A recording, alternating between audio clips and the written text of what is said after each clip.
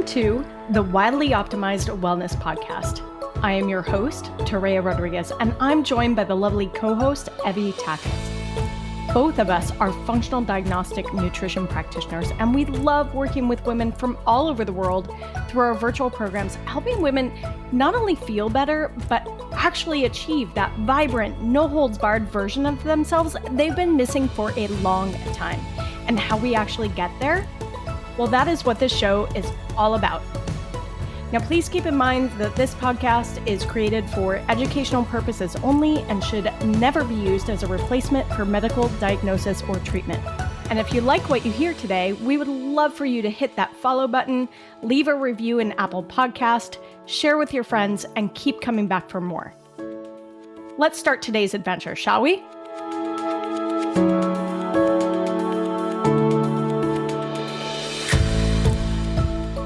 Welcome back, everybody, to the Wildly Optimized Wellness Podcast. Can you believe it? We're at episode 5 of season 2 already.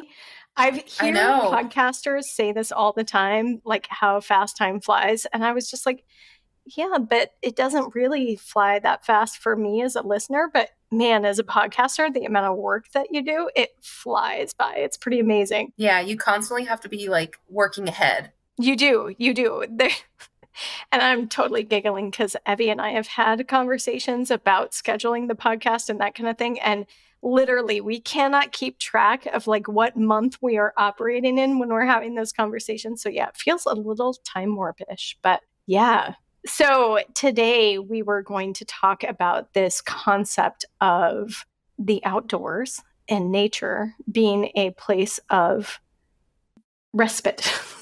And I had to pause there because before we hit the record button, I have always said respite.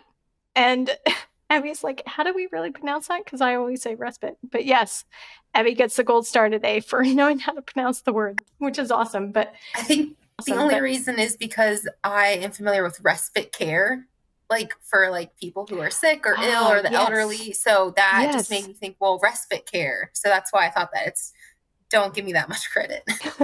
Well, it's the concept of respite.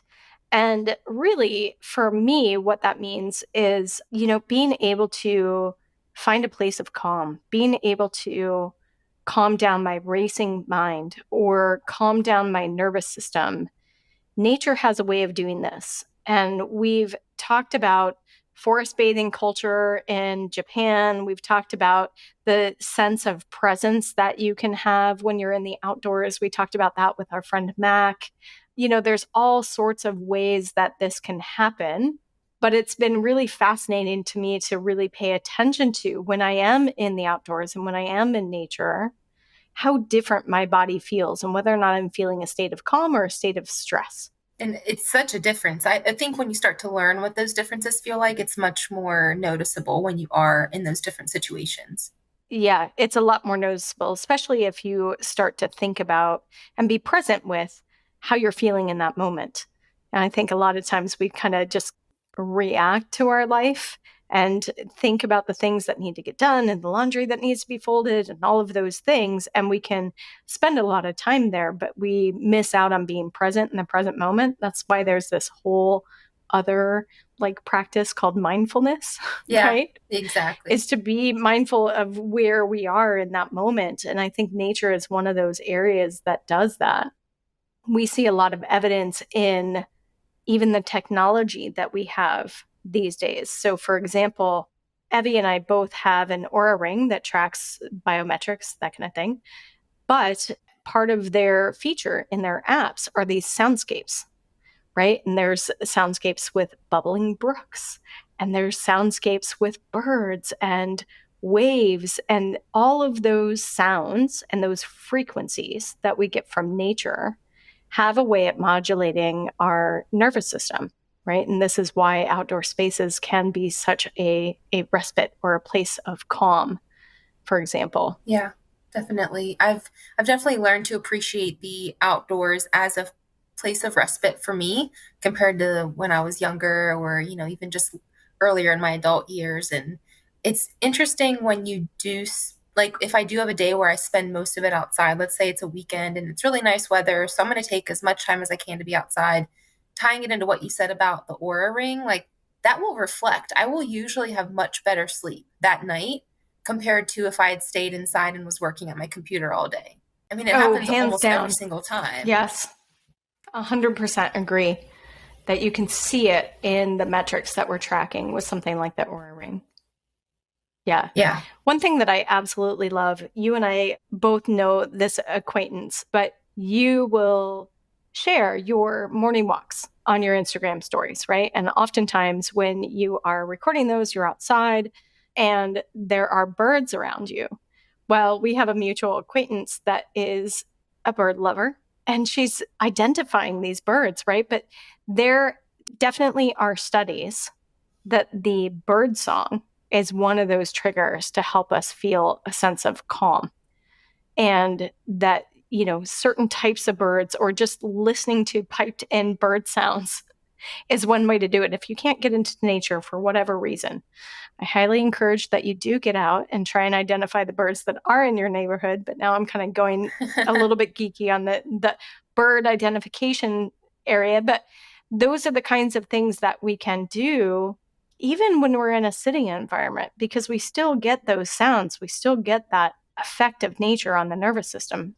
It's interesting. I have really great walking trails in my neighborhood, but I also live relatively close to a highway, an interstate. So if I pay attention enough, I can hear the cars and the traffic in the morning. It's kind of like just this background kind of rumbling, but I pay more attention to the birds because one, they're closer to me, so I can hear them. But it really does make a difference. And I'll be honest, I didn't really start paying attention to birds until our mutual acquaintance started saying something. Right. And I was in my head, I would just kind of make out the plan for the day. And now that I stop and listen to them, it really is relaxing. And I know exactly what you're talking about. I saw someone had actually posted not that long ago about the study that listening to birdsong can actually activate your vagus nerve or, tap into parasympathetic.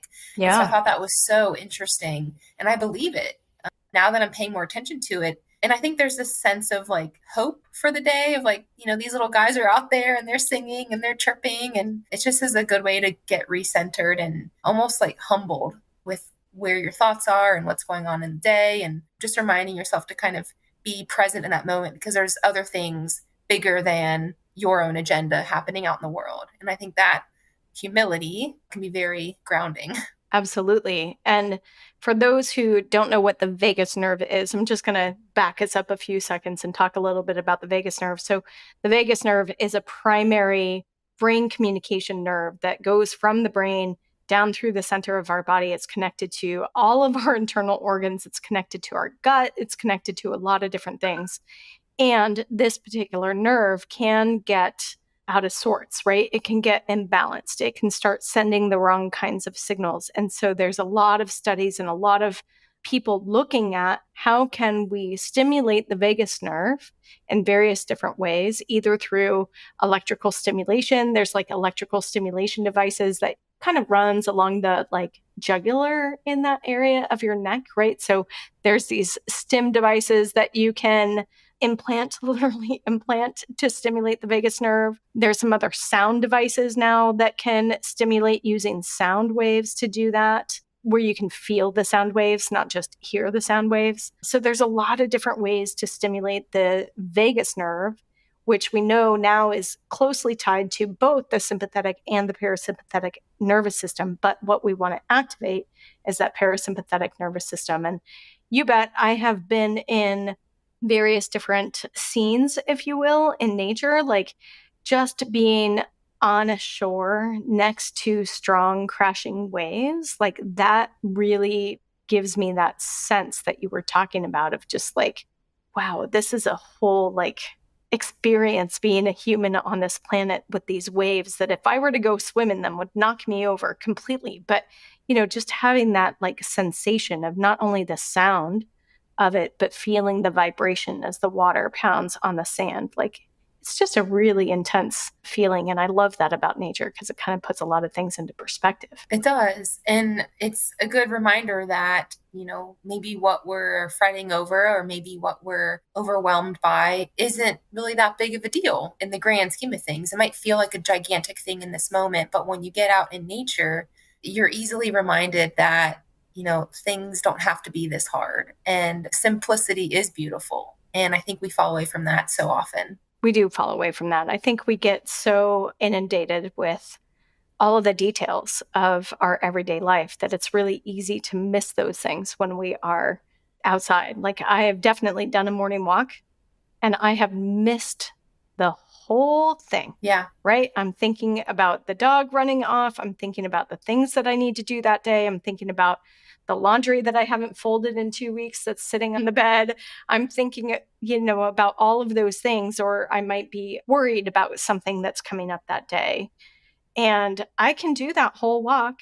It's a full 1.5 miles, right? But I can't remember any of those details because I wasn't really present. I was just inundated with what was going on in my head. And it's being outside and being intentionally outside, which is kind of why I've gotten into the habit of doing like digital detoxes. Like those became popular a couple of years ago, of doing a digital detox, is so that I wouldn't go back into that world of being distracted all the time. Yeah. Yeah. It's so easy to be distracted. It's easy to fall into that. And the digital detox, I think, is something I'm doing a little bit more of. I'm not as great as I'd like to be. I do know that I have an obsession. It's second nature for me to be on my phone. And I don't like that about myself, but I think that's the world that we live in. It's very easy to come into that. So digital detoxes are more are things that I'd like to incorporate more this year, because again, every time I do that, it's almost like I come back to who I am and I come back to who Evie really is. Mm-hmm. And it feels so right. And it's so easy to get swept up in the technology and social media and what so-and-so is doing and never feeling enough because of what you see online. And so when I do take that digital detox, I feel like I'm finally back and recentered and I'm charged for who Evie is really supposed to be. Yeah, it's a really powerful recalibration, if you will. Yeah. Doing it in that way. It's like we're recalibrating and we're getting in touch with who we are, but also getting in touch with what are the basic things that we need, right? Do I really need another package from Amazon this week? No, probably not, right? The basics are I need good food, I need some water, I need to breathe clean air, I need some shelter and maybe some clothes, depending upon whatever climate you're in, right? So it's like, those are the basics. And sometimes we get so caught up in all the things that aren't the basics that we forget that piece of it. And I think a lot of this has to do with, and we've talked about this a couple times, has to do with the fact that we as human beings aren't really as evolved from a biology standpoint to put up with all of the stuff that we live in now. Like our evolution hasn't kept up with the pace of technological advances and societal advances and, building advances and automobiles and all of these different things. And I'm not saying like walk everywhere. That's not what I'm saying. I'm just saying like there are all these different advances that have happened that we haven't quite been in sync with. And so it becomes kind of a battle, so to speak, in terms of how much time do I want to be spending on my phone versus maybe walking on the beach and watching a sunset. How often do you take these digital detoxes? Oh, gosh. I would love to take them every weekend, but to be realistic, I would say right now we're probably taking 1 weekend a month, maybe 2, where we are intentionally going out to places where we can't get cellular service. Like this is the kind of effort that we go to. And when I say we, I'm talking about my husband and my dog and myself. We will intentionally drive to locations where there isn't cellular service so that we stop using them, because you said you were a little obsessed. Yeah. Right? Earlier? Was that the word you used? Obsessed, addicted. I don't remember. One of those. Yeah, one of those. Like, let's see a raise of hands. Who reaches for their phone first thing in the morning? Me. Yeah. right? Yeah. It's like we all do. We have that compulsive, like, oh, there's a pause point in the day. Let me pull up the phone and check the news, or let me pull up the phone and check email. It's gotten to the point where I've tried screen time or whatever the lock controls are. Like I try those, but it's really gotten to the point where we intentionally take 1 to 2 weekends a month right now to drive to a location where there isn't cellular service. And my husband and I do a lot of camping, so we're set up to stay there for a couple days. But that's what it takes, is finding these spots of no cellular service. And I'm telling you, those spots are like vanishing fast. Yeah. Oh, I bet. It's almost, I was talking to a friend and she was like, yeah, we went to an Airbnb and there was no cell service. There was no Wi-Fi. I said, how is there no Wi-Fi? And she was like, because the person made it that way. And I was like, what? Like, Brilliant. that's so crazy that's so unheard of, but so beneficial. So beneficial. I think it's one of those things that every time that I go backpacking in the backcountry or even hiking in a place like this, again, you're stripped to the basics.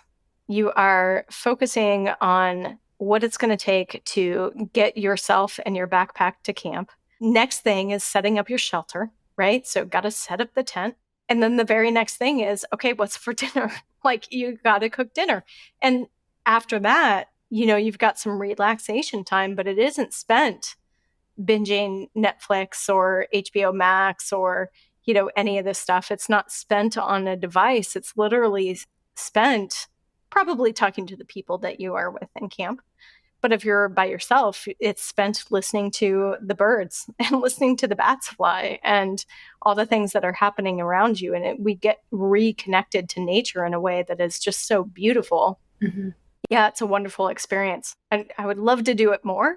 I haven't quite figured out that balance between being connected enough to work, because now everybody's work is reliant on the internet, right? So being connected enough to work, yet at the same time being disconnected enough to have that like constant reset thing going on. Yeah. Well, it sounds like you do it a lot more than me, first of all, and second, most people that I know. So, that's really impressive to be able to do it that often anyways. Yeah.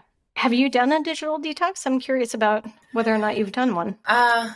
Not a complete to where I go somewhere where like I have no cell service. I did in the fall take an entire week off of social media, which that was huge for me. Yeah. It was kind of brought upon me. Like I felt like I was at that point where I'm like, if I don't get off here, I'm probably going to have some sort of mental breakdown. And so it wasn't like I had really planned for it. It was just more of, I got into this point where I'm like, okay, what do I need? I need to reduce the amount of stimulation that I'm being exposed to. Yeah. And so I decided to take that week off. And the first few days was weird because I kept reaching for my phone. Yeah. And the phone wasn't going off.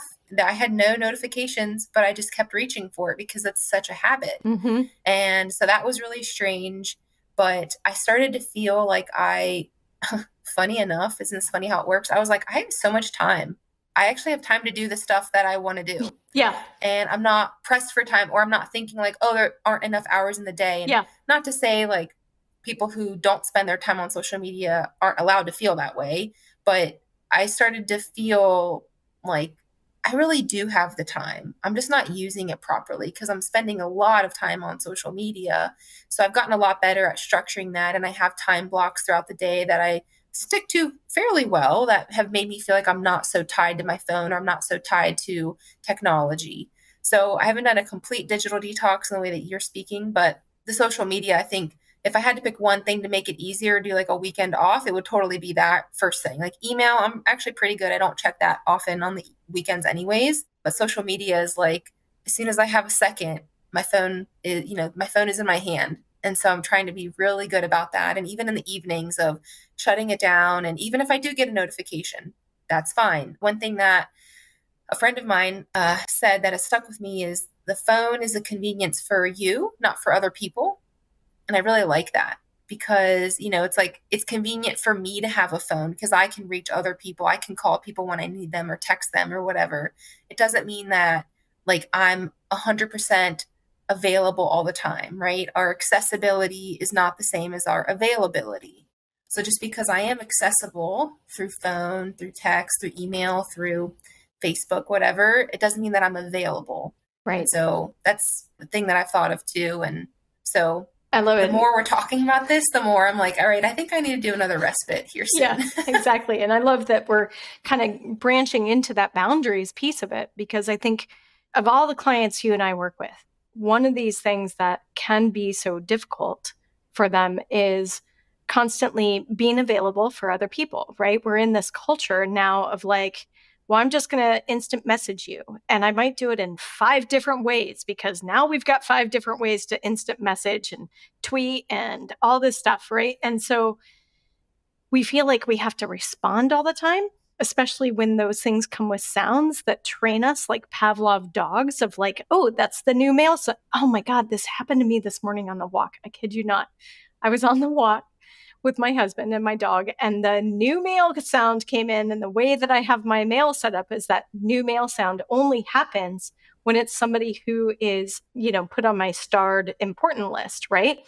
And I was like, I literally said out loud, I heard it, and I was like, oh, somebody important sent me an email. I'm going to have to check it. Oh my gosh. Yes. It's just, and we're so like in this culture that it's built these habits that are subconscious now. You reaching for your phone constantly, right? That's a subconscious thing. And it almost takes that like cut off the internet, put the devices down intentionally to get us to a place where we're not constantly reaching for the phone. Because it took you a couple days, didn't it? And the more I do things like that, because sometimes I'll do that like on a Sunday. I'll say, oh, you know what? I might have my phone with me maybe to take photos, because yes, like posting on social media is part of our job. Like it is. But I might not post it that day. I might just take the pictures or document whatever I'm doing, and then I'll use that later.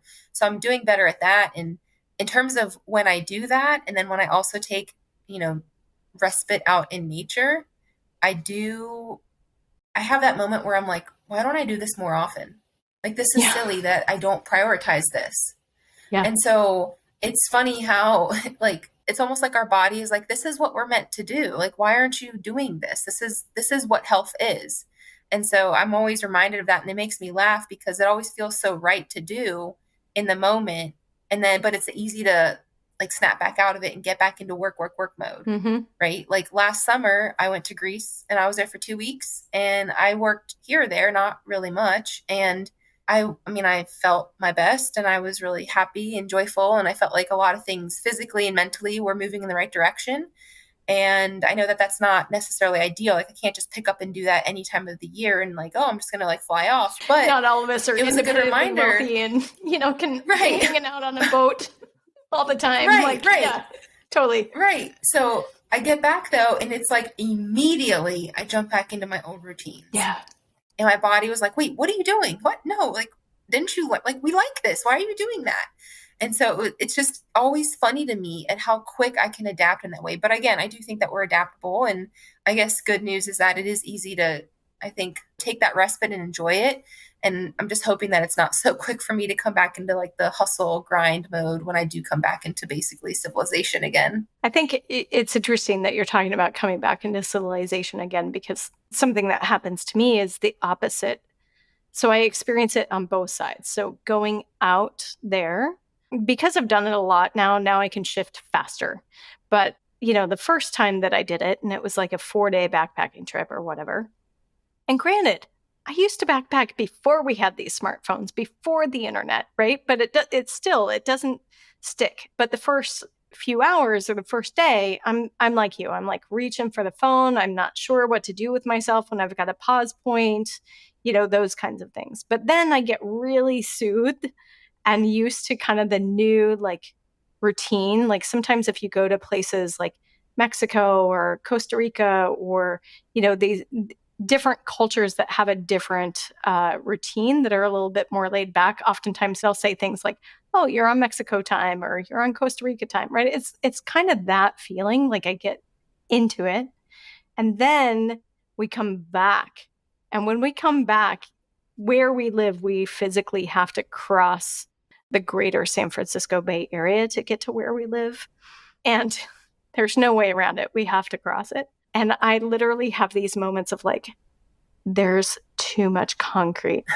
I can't deal with the concrete and the activity, and everybody's rushing around and people are cutting each other off in traffic. And I'm just like, where's my campfire? Where's my stream? Like, I really love that environment. And I definitely get culture shock because of all the activity. I'm just not quite used to it yet. And then I have to do an adaptation again to the other direction. Yeah. But yeah, that happens for sure.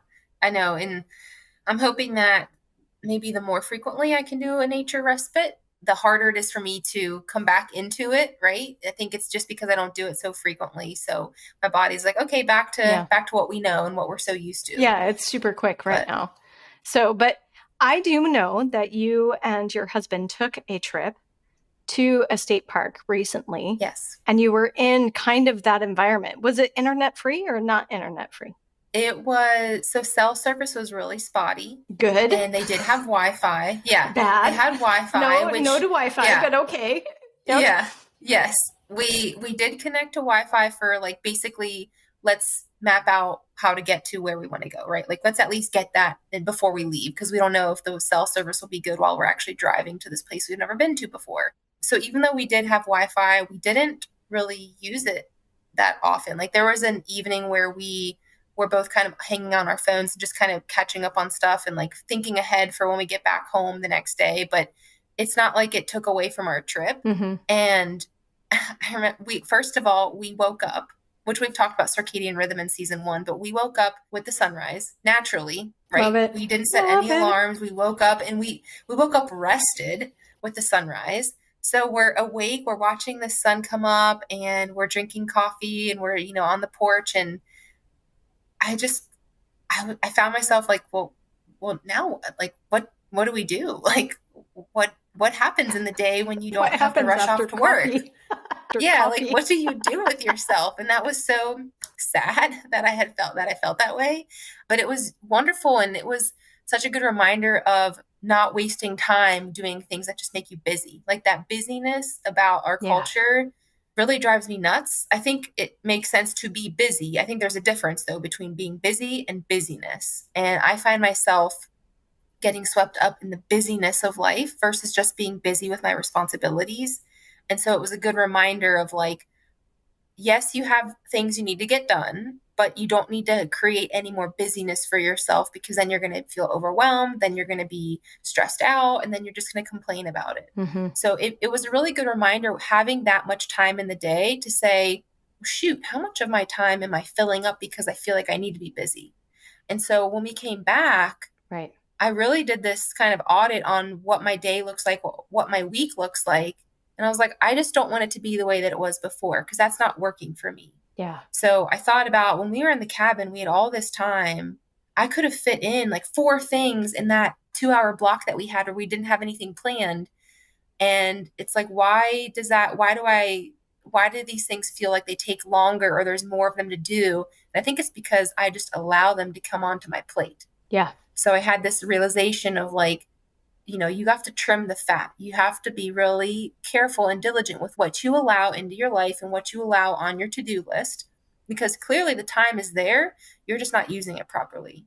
Yeah, this is all part of setting boundaries. It's setting boundaries about the way we use technology. It's like, I always try and think of my smartphone as a tool that I get to use, not a tool that uses me, which I've been on that receiving end of being used by my phone and responding to all the red badges. And oh my God, I used to try and clear out red badges so I wouldn't have any. That drove me bonkers, completely bonkers. And so now I've just turned them off. Like, I just don't care. And I use Do Not Disturb. It's my favorite feature on my phone.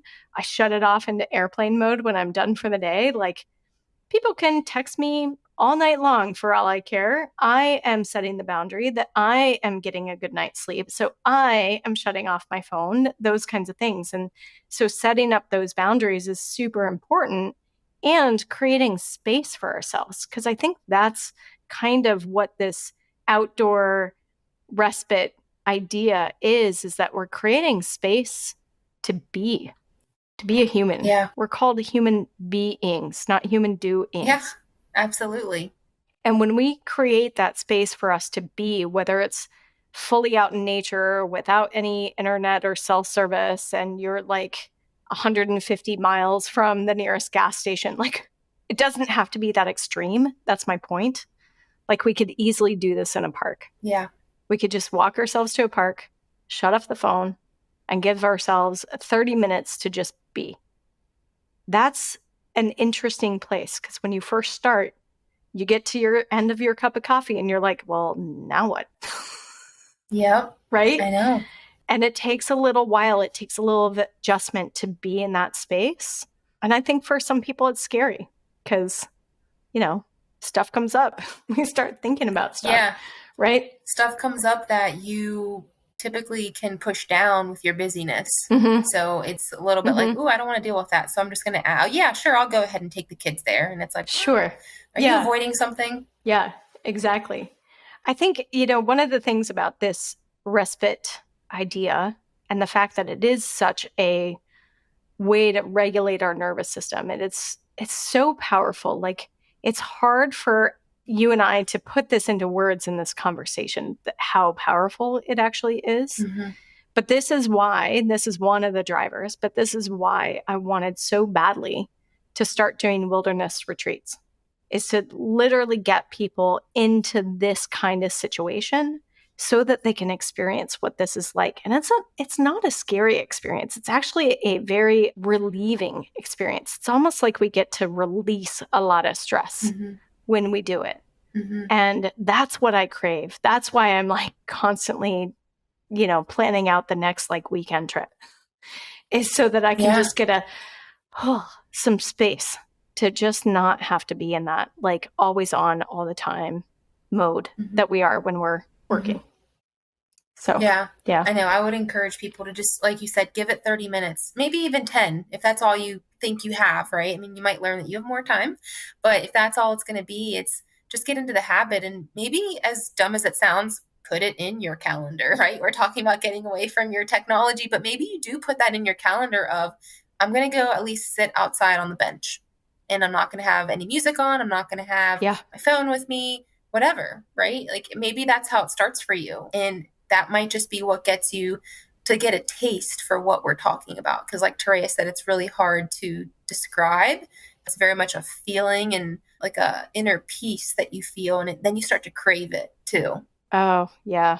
I crave it so much. Like, I wish that I could be out doing the Pacific Crest Trail one summer and then doing the Continental Divide Trail and then the Appalachian Trail, because I think people who are doing those endeavors, and if people don't know what I'm talking about, these are these long through hiking trails that you can go from, I know the Pacific Crest goes from the border of Mexico to the border of Canada. There's lots of these long through trails, but doing that purposely puts you in that position where you are out of touch for a long period of time and you're in nature for a long period of time. And, you know, people have these profound life experiences.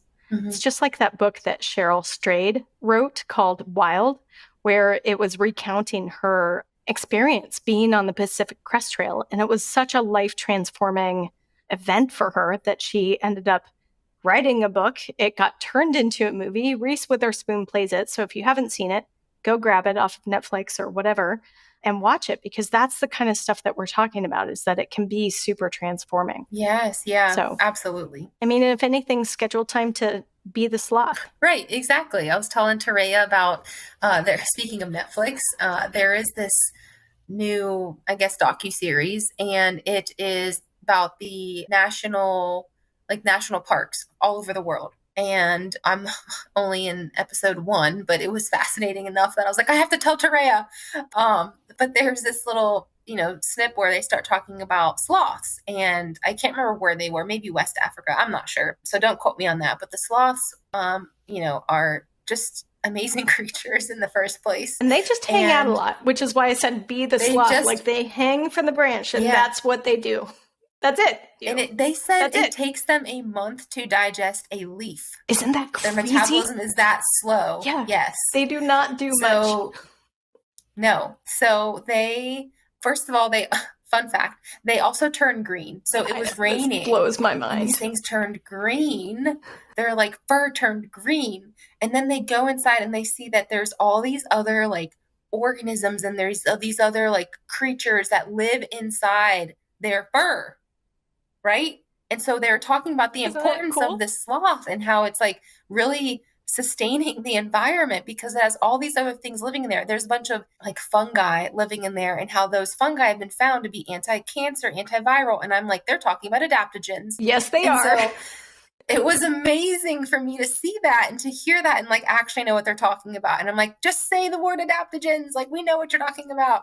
So it was so cool that I saw that. And it just, again, it all kind of tied to what we were talking about, but yes, be the sloth because they apparently know what they're doing. Yeah, absolutely. And gosh, ecology and nature and biology is so cool when you get into this kind of detail. But yeah, I mean, that's really kind of what we're talking about is put yourself in a natural environment, give yourself the space to just be and just see what comes up of it. And if you do get the opportunity, there's a place I'm dying to stay, Evie.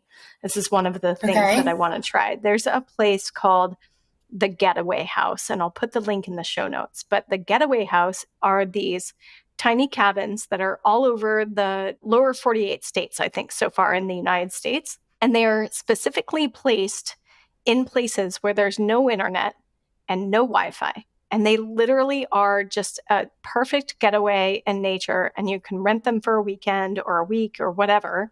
And what's cool about these little houses, I need to copy this idea, but they've got a box. And you can put your devices in the box and lock the box for the weekend. Even though you don't have access to internet or anything else, it doesn't matter. It's just like, just lock it away. So yeah, I definitely need to book a weekend getaway at one of those getaway houses. I think they're super cool. Yeah, that sounds amazing. Yeah. So thank you everybody for joining us for another episode, and we'll see you next week.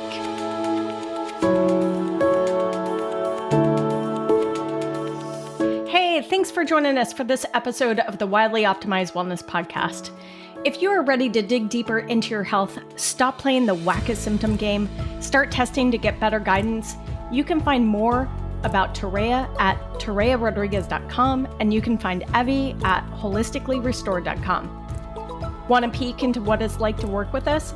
Come join us at our Optimized Wellness community. You can find the invitation link in the show notes below.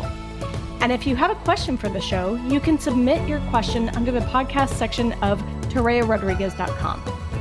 Finally, if you found something helpful in this episode, don't forget to leave a review, hit that follow button, or share it with a friend. They're going to love that you thought of them. Until next time, see you outside.